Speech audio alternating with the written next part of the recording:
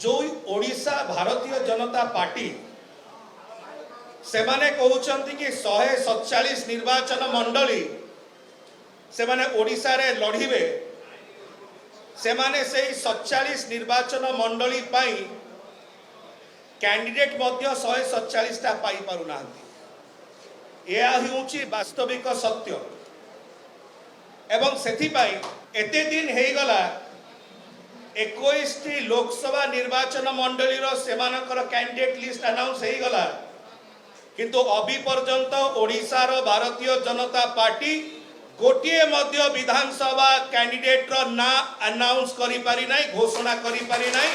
एटा ही होची ओडिशा रो भारतीय जनता पार्टी जेहेतु जेहेतु जेहेतु एई ओडिशा रो भारतीय जनता पार्टी रो पाखेरे 147 निर्वाचन मंडली पाई कैंडिडेट भी नहांती सेतिबाई से माने ए प्रकार व्यक्ति मानु को नेकरी कैंडिडेट करूचंती किंबा करिया को चाहुचंती जो माने जन विरोधी कार्य रे लिप्त किंबा आपराधिक कार्य रे लिप्त रहितिबार यथेष्ट नजीर रहिछि।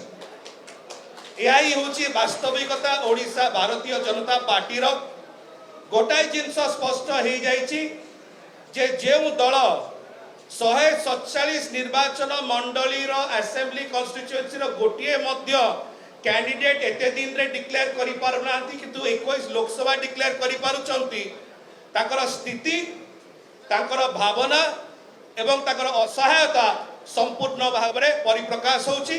एटा ओडिशा वासी को सामने रे स्पष्ट हो जाइछि। ओडिशा वासी भला रे जानिचंती।